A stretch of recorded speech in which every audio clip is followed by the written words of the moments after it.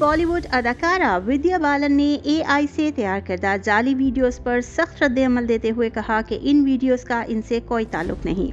इन videos के बनाने या फैलाने में कोई हाथ नहीं है और ना ही मैं इनके मवाद की हिमायत करती हूँ।